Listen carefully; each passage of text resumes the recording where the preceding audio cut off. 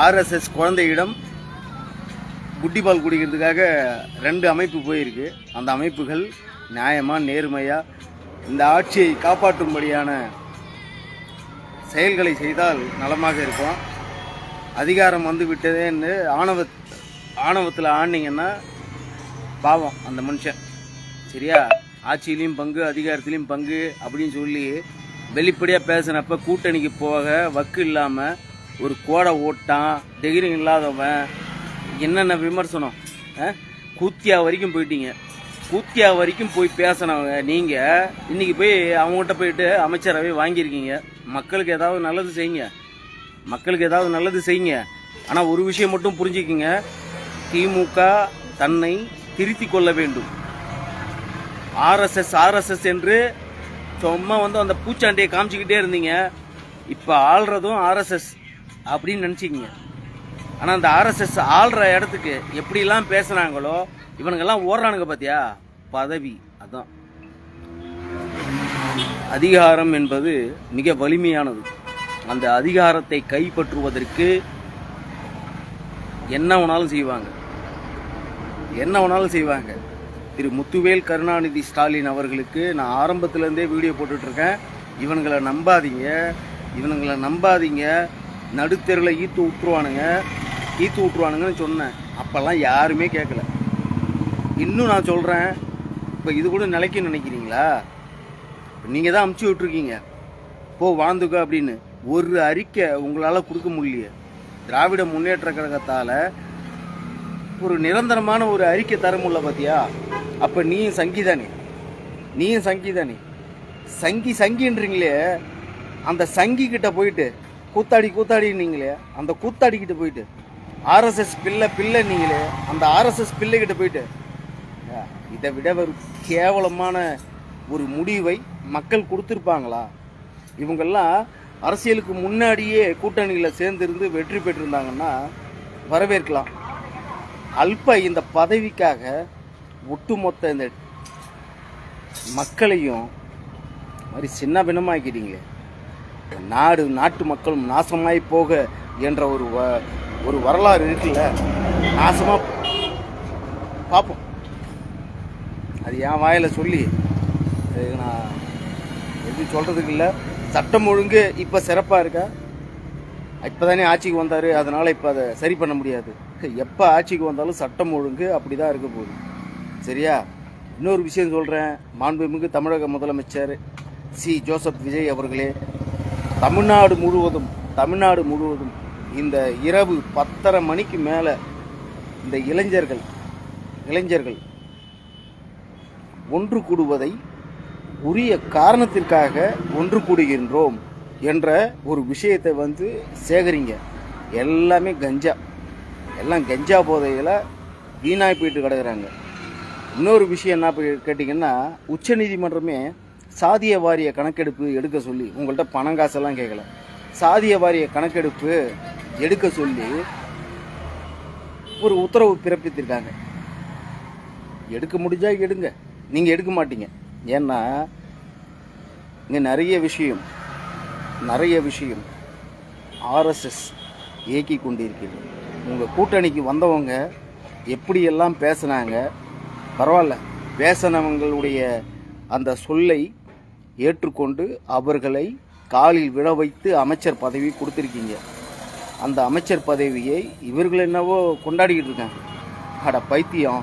திமுகவால் வென்ற, திராவிட முன்னேற்ற கழகத்தால் வென்ற, அதில் வென்று அந்த சின்னத்தில் அந்த கூட்டணியில் நின்று ஜெயிச்சு பதவி வெறிக்காக எங்கேயோ போய் தஞ்சம் அடையிறிய. எங்கேயோ கிடையாது, அது உனக்கே தெரியல. அவங்களாம் ஆர்எஸ்எஸ் அதை வரைச்சு நான் வணக்கம், ரொம்ப சிறப்பாக வச்சு செஞ்சுருக்கீங்க. தமிழ்நாட்டு மக்களை வரவேற்கிறேன். எல்லாம் சொன்னாங்க, இல்லை விசிகாவை உதறி தள்ளி விட்டு வந்துட்டாருன்னு. இல்லை, அப்போவே நான் சொன்னேன், விசிகாவுடைய குழந்தை அது. அந்த குழந்தை திராவிடத்தை ஒழிக்கும், திராவிடத்தை அழிக்கும், விசிகாவை முன்ன நிறுத்தும். இதையெல்லாம் நான் சொன்னேன். அப்போ கேட்குறதுக்கு எவனுக்கும் காது செவிகள் எல்லாம் மூடிக்கிச்சு, குறிப்பாக இஸ்லாமியர்கள். ஏடா உங்களுக்கெல்லாம் என்னடா திமுக என்னடா துரோகம் பண்ணிச்சு, உனக்காக எவ்வளோ போராட்டம், எவ்வளோ போராட்டம். நீ நடத்துகிற கூட்டத்தில் உன் இஸ்லாமியரே கலந்து கொள்ள மாட்டாங்க. ஆனால் திமுககாரன் அத்தனை பேர் வந்து உனக்கு ஆதரவாக நின்னானே. அந்த திமுகவுக்கு துரோகம் பண்ணுற முஸ்லீம் லீக் வாழ்வியா? நீ வாழ மாட்டேன். சரி விடு, வாழ்ந்துக்கோ. ஆனால் மக்களுக்கு ஏதாவது ஒரு நல்லது பண்ணு. நீ வாழ பிறரை கெடுக்காதே. நீ வாழ்வதற்காக ஒட்டுமொத்த சமுதாயத்தையும், தமிழ் சமுதாயத்தையும், தமிழ் மக்களையும், தமிழ் மக்களுடைய உணர்வுகளையும் அழிக்காதே என்று ஒரு தனி மனிதனாக ஒரு கோரிக்கை வைக்கிறேன். ஏன்னா நீங்கள் எல்லாம் முதுகில் குத்துற ஆளுங்கன்றது இன்னைக்கு நேற்று இல்லை. நானும் கிட்டத்தட்ட ஒரு 13 வருஷமாக பார்த்துக்கிட்டு இருக்கேன். என்ன ஆர்எஸ்எஸ்காரன்னு சொல்லி கேஸை கொடுத்து ஒரு நாள் முழுவதும் காவல்துறையில் உட்கார வச்சானுங்க ஒருத்தவனுங்க, ஆர்எஸ்எஸ்காரன்னு. ஏன் அந்த பழைய கதையெல்லாம்? ஒன்று மட்டும் சொல்கின்றேன், முதலமைச்சர் அவர்களே, உங்களுடைய இந்த காயலாங்குட்டி அப்படின்னு சொல்லுவாங்க, ஒரு பாம்பை அடித்தா 9 பாம்பு வருவாங்க. அந்த காயலாங்குட்டியெல்லாம் நீங்கள் வந்து கண்ட்ரோல் பண்ணுங்கள். காவல்துறைக்கு ஒரு உத்தரவிடுங்க. 10:30 மணிக்கு மேலே 4 இளைஞர்கள், அதாவது தெரியும், காவல்துறைக்கு தெரியும், 4 இளைஞர்கள் ஒரே இடத்துல இந்த பைக்கு வச்சுக்கிட்டு டீ குடிக்கிறேன், அதை பண்ணுறேன், இதை பண்ணுறேன்ற வேலையை நிறுத்திங்க. கஞ்சாவுடைய புழக்கம் அதிகமாக இருக்கின்றது. குறிப்பாக சொல்கின்றேன், திருக்கோயிலூர் சுற்றி உள்ள நிறைய இளைஞர்கள் கஞ்சாவால் பாதிக்கப்படுகிறார்கள். அந்த கஞ்சா எங்கிருந்து வருகின்றது என்று கண்டுபிடிங்கள். ஏன்னா நிறைய பசங்க, மன்னிக்கணும் பிள்ளைங்கன்னு சொன்னதுக்கு, நிறைய பசங்க வீணாகி போயிட்டுருக்காங்க. அவங்கள தயவு செய்து காப்பாற்றுங்க. நீங்கள் யாருக்கு வேணாலும் அமைச்சர் கொடுங்க, யாருக்கு வேணாலும் என்ன வேணாலும் பண்ணுங்கள், புரியுதுங்களா? அது உங்களுடைய விருப்பம். அதிகாரம் என்பது மிக வலிமையானது. அந்த அதிகாரத்துக்கு வந்து அந்த அதிகாரத்தை தவறாக பயன்படுத்தக்கூடாது என்று வன்னியரசன் இதுக்கு முன்னாடி எவ்வளவோ என்னன்னாலும் பேசியிருக்கலாம். அதை வந்து தமிழக மக்கள் மன்னித்து அவரை அமைச்சராக பார்க்க போகிறார்கள், உண்மையான அமைச்சராக. அதே மாதிரி இந்திய முஸ்லீம் லீக் அமைச்சர் உண்மையான சேவகராக செயல்பட்டால் இந்த நாட்டுக்கு நல்லது. வேற சொல்கிறதுக்கு வார்த்தை இல்லை. உங்களால் இதுக்கப்புறம் நிம்மதியாக தூங்க முடியாது. எழுதி வச்சுக்கிங்க.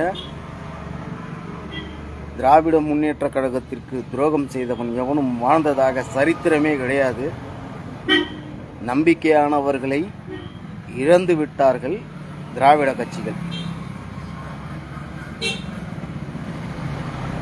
திராவிட முன்னேற்ற கழகம் உண்மையானவர்களை இழந்து விட்டார்கள். அந்த உண்மையை இப்பொழுதாவது உணர்வாரா முத்துவேல் கருணாநிதி ஸ்டாலின் அவர்கள் ஆட்சியில் இருக்கும் பொழுது?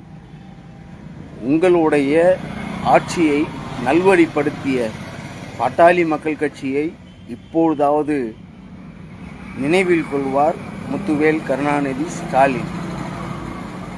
பாட்டாளி மக்கள் கட்சியுடைய சேவைகளை, அதன் பெயர்களை உங்கள் பின்னாடி நீங்கள் எழுதிக்கிட்டீங்க. விசுவாசம் என்பது வேறு, துரோகம் என்பது வேறு என்பதை இப்பொழுது முன்னாள் முதலமைச்சர் உணர்ந்திருப்பார். நீங்கள் எங்களுக்கெல்லாம் எதிரி கிடையாது, ஆனால் எங்களுக்கு நல்லது செய்யாமல் போயிட்டீங்களே, இந்த மாதிரி துரோகிங்களெல்லாம் வச்சுக்கிட்டு எங்களை வந்து கைட்டி விட்டீங்களே என்ற கோபம் மட்டும்தான் முத்துவேல் கருணாநிதி ஸ்டாலினிடம் தவிர மற்றபடி எந்த ஒரு கோபமும் கிடையாது. உங்களையும் வாழ வைப்பார்கள், மற்றவர்களையும் வாழ வைப்பார்கள், ஏன் இந்த ஆட்சியையும் வாழ வைப்பார்கள் வன்னியர்கள். வாழ வைத்தே பழக்கப்பட்டவர்கள் தான் வன்னிய குல சத்திரியர்கள் என்று சொல்பவன் வன்னியர் அல்ல, ஒரு இஸ்லாமியராக சொல்கின்றேன். ஒரு இஸ்லாமியர் முதுகில் குற்றக்கூடாது, குரானை படித்த குரான் உடைய அந்த சொல்லாடல், குரானில் இருக்கின்ற ஒவ்வொரு விஷயமும் அரசியலுக்காக ஏதோ ஒன்று செஞ்சுக்கிட்டு இருக்க இஸ்லாமிய அமைப்புகள் மீது எனக்கு சுத்தமாக நம்பிக்கையே கிடையாது. ஆகையால் தான் நான் இஸ்லாமியரே கிடையாது என்று ஒவ்வொரு காணொளியிலும் சொல்கின்றேன். உண்மையான இஸ்லாமியர்கள் வாழ்வது எப்படி என்பதை நானும் இந்த வருகின்ற காலங்களில் பார்க்கத்தான் போகின்றேன். எங்கேயோ நடக்கிற விஷயத்துக்கு இங்கே போராட்டம் பண்ணுறீங்க, இங்கே நடக்கிற விஷயத்துக்கு போராட்டம் பண்ணலையேன்றது தான் என்னுடைய வாதமும் பிடிவாதமும். நன்றி. அவ்வளோதான். வெயில் தாங்க முடியல. சரியா, வெயில் தாங்க முடியல. சுட்டெரிக்கட்டும் உங்களை எல்லாம் அந்த உதய சூரியன். பதவி ஆசைக்காக பல்லை இழித்து கொண்டு சென்றவர்கள் நேர்மையாக நடந்து கொள்ளுங்கள். உங்கள் பதவிக்கு என்னுடைய வாழ்த்துக்களை சொல்லி விடைபெறுகின்றேன். வாழ்க பாரதம், வளர்க தமிழ்நாடு, ஜெயஹிந்த். இப்போ சொல்லுடா, மாண்புமிகு தமிழக முதலமைச்சர் சி. ஜோசப் விஜய் அவர்கள் RSS உடைய பிள்ளை என்று